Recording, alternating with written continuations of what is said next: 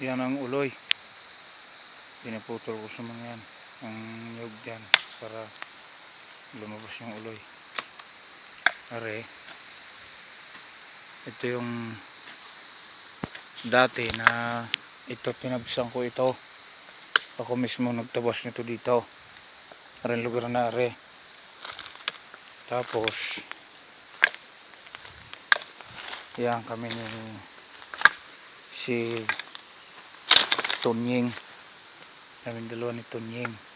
Tunying doon sa bandaron. Ako na may dine. Pero kami dalawa nakapagtabas dito lahat. Pamula dyan sa ibaba niya. Yan, lawaan na yan. Sa ibaba niya. Nandyan ang yung waterfalls.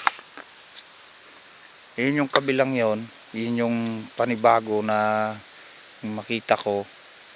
Nariyan ang yung boundary, yung diretsyo ng lupa nung makita ko diyan. Tapos kasi kung titingnan mo doon sa puno doon hanggang dito na itinuro nung si Malo hanggang dyan, yan hagip yung dyan sa dadaanan yan, kaya na patabsang ko. Tapos ari yung sana tataniman. Ito yung nasilaban noon pero alanganin ang kasilab nito. Pero iyan naman sana, pwede na sana taniman yan. Hindi lang ang taniman. Ayan, kagaya nito oh. Ito yung nasilab namin noon. Kaso lang, hindi nga nataniman kaagad. Kinapos nga, nagtagal nga si Tonyeng bago. Ang problema pa, wala nga yung pananim. Hindi ngayon nakapagdala dito ng pananim. Sana yung nakataniman na yan. Pero buti naman hindi nakuha ng pananim lahat. Hindi nakapagdala kung ganun din lang kalalaki. Dahil pangit. Ayan o, ito. Oo. Bakit? Ayan o, kalinis naman sana eh. Ito yung pagtataniman sana eh o. Nagkikahusin naman sana, pwede naman taniman yan.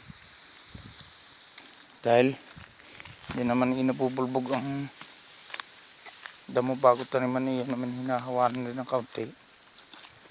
Kaso lang ay wala tayong pananim. Ito, dito ninakaw yung aking isda. Kinuryente ng mga meron. Pero narito pa yung damo ko. Yang damo na yan ay pinakadala-dala ko pa dito. Yan o, nabuhay nga yung damo na yun o. Yun. Tapos, yun. Yun. Yun yung aming, yun yung hinukaya ni Arne. Ni Ariel. Nilagyan ko na lang ng gayan. Pero wala na dyan ang isda.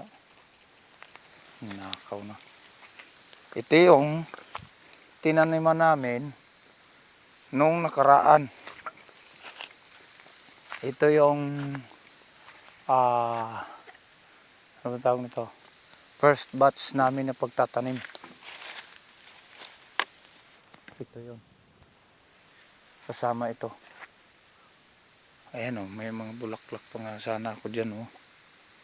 Yan, bulaklak na yan, nung hawan dyan, ilagay ko dyan. Yan, sitwasyon. Tapos, ito naman, yung tinabsan ni Tonyeng nung nakaraan. Yang damo na yan yung kami ni Tonyeng inagtabas na binidyo ko na siya ay yung kinuwento ko na tumigil ng pag-artista at sabi yung nagpa-practice uli na ang kakalabanin na may si Jackie Chan. Yan, damo na yan. Yan, matangkad pa kay Mara.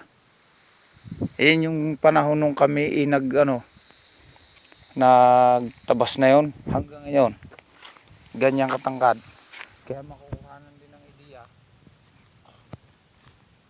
kung anong itsura pagka patabas. nung nagtabas sila ng Pebrero, na kalaghati ng Pebrero, ito yon, ito ang damo naman, ito yan, pamula diyan doon sa nilakaran na yung atirot, yung tabihan na yun hanggang doon.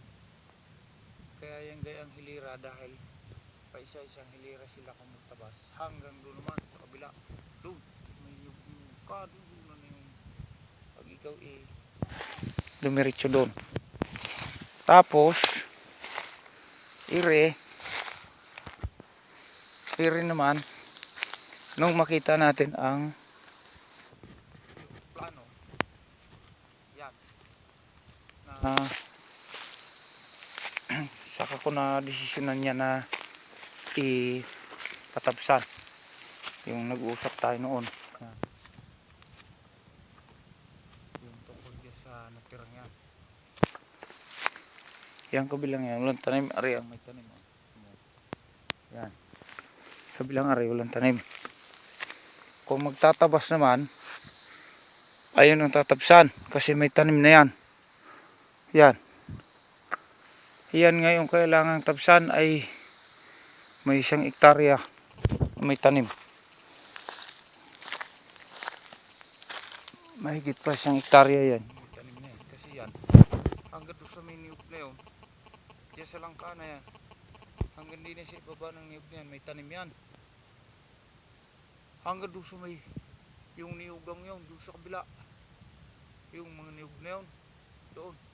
Yan, krasada yun doon eh. Yan ang may tanim. Paparon yun doon sa kabundukan na yun.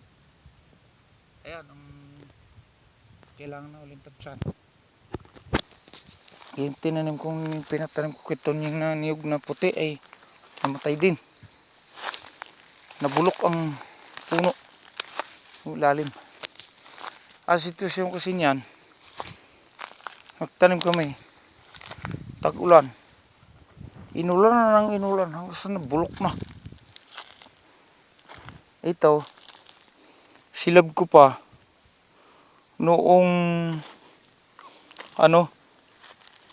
noong maputol aring nyug na are mga November. Yan, yung silab na yan. Yung pang November yan. Tapos tinabsan nila. Ito yung tinabas nila. Yan itabas namin October. Yan, tinabsan niya ng October. Yan, October. Yung una akong bumaba dito kami nagtabas, pero ano pa ito, malalaki pa. Kumbaga nandiyan pa ang malalaking puno. Yan nga, tinabsan namin yan. Ito ngayon ang sitwasyon nung hindi pa natabsa, nung matabsan ni Natonying itong kasabay na may tanim. Yan naman kabilang yan ay nahilira laang yung tabas. Yan tabas niya nung tapos yung kasakit. Yan oh. Ito. Yan. Ito yung tabas niya tapos yung magkasakit. Wala akong tabas din eh. Yan. Ito yung puno na kapalagari sana oh. Sayang lang hindi pa nalalagari. Ito. Yan. Ito tinabsan namin yan. Tinabsan nila yan. Tinabsan nito nung matapos yung magkasakit. Nung kami dalawa nagkasakit. Yan. Nung gumaling na siya.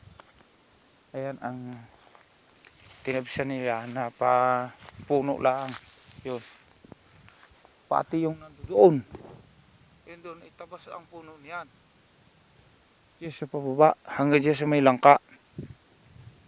Pero yung pagdating diyan sa may langka na yon, hanggang doon naman sa yung may niyog na yon, pababa kasi yung kabila na yan, mayroon pang tanim pero bago. Hanggang doon sa may niyog na yung mataas na yon, sa paparito, yun ay may 2 puring puno pamula doon parito ang layo. Ayan ang lapad niyan. Yan ang walang tabas. Pero may tapos sa puno, hindi lang tapos yung ganito. Kita naman. Tapos, itingnan pa natin yung kalaparan dito. Nung nagpatabas naman ako, yan. Nung huling nagtabas na tunying, tatlo sila. Yan. Oh. Yay, hindi ko akalain ganyan pa pala yung kalapad. Yan oh. Yan. Ay tinitignan ko. May 10 puno pa yan. Pamula doon. Doon. Sa baba na yan. Hanggang din siya. Pagitan na rin yan. May mga puste na yan. May 10 puno pa yan. Pababa. Kaya sabi ko malapad pa pala yan. Dahil diniritso yung tinuro ng matanda doon. Sa baba. Hanggang doon naman. Doon sa may antipolo na yon. Kasi yung antipolo na yon, yun din ang pagitan. Papunta naman doon sa may sabi nilang puno na amugis. Na hindi rin masabi nung matanda. Na tinanong ko kung anong puno. Dahil pala nung matanda na yun. Kahit siya tumanda ng game dito, hindi rin pala naman nakakapaghilang ng gusto din sa kanyang lupa. Dahil kung ano lang yung kanilang gustong pariyanan, yan lang, pero hindi sila laging naglakad. Yan. Ito, tabas namin ito dati, si Bidoy, tsaka si Tunying, tsaka ako, at tsaka si Milan, nung aming niyayakag dito. Sabi ni Tunying ay si Agaw. Agaw din ang tawag ni Tunying dahil mag-agaw daw pala sila. Magpinsan din pala sila ni Milan at saka si Tunying. Yan, Agaw din ang tawag. Ngayon, ito yung tinapsa namin noon. Pero yung may tanim oh. Tamo. May tanim yan. Ito, tamo. Sa lago na yan. Arin, tanim. Oh, yan. Oh. Tapos, magtanim din ako ng talong. Are. Talongan namin are. Oh. Yan. Oh. Anong talong yan? Yan. Sukal na. Pero are yung ano.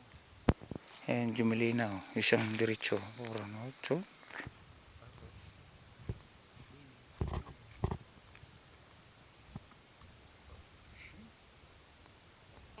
na, wala yung poste. O yan. Boom. Yan. Ang ganda yan o. Nakikita mo. May bumalagbag doon na poste. Doon. Doon sa may niyog na maliit na yun. Doon. Yan. Di tuwid na tuwid. Tapos siya rin. Bila. Tapos. Ito pa. Hindi ni, mamadali at wala na, init na init. Kailangan namin lumusong. Ay, sobrang init. Grabe ang init oh. Ko. Yan ang avocado mo oh, lumago na. Dami siya ng bulaklak pero ewan, bakit kakaunti naging bunga. Ari oh. Ang dami naman na naging bulaklak eh. Pero kaunti yung naging bunga. Ito, tanim na ito dito. Nataniman na ito. Ito. Dito. May tanim na yan, oh. Ano? May tanim na yan. Yan, oh. Oh. Oh, ito. Ayan, oh. Oh, may tanim yan. Ngayon. Ito yung yan, tamo yung tanim mo. Magugulat ako dahil bakit yan eh lumaking bigla ang puno.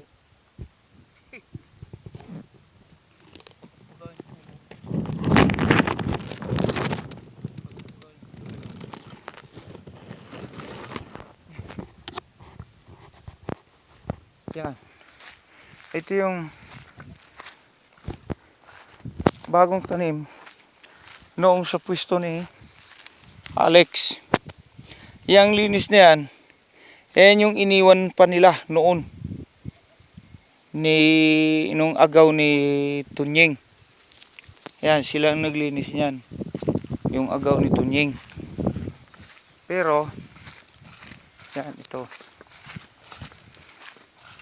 noong mataniman namin, tinabsan pa yan ni Tunying.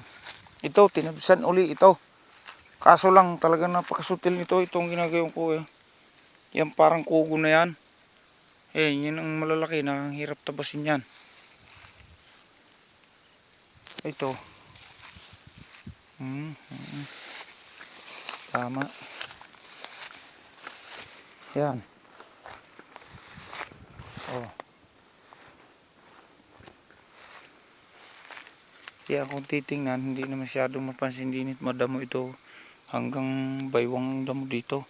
Pero may tanim ito. Yan oh. Ito ang bagong tanim. Pero may tanim naman si Alex na hindi ko kunin pa namin. Meron kasi iba na hindi ko pinakuha. Dahil ang alam ko, reserve talaga yan siya. Pag nag-hulip na. Pag nagpalit kasi yung meron diyang mamatay.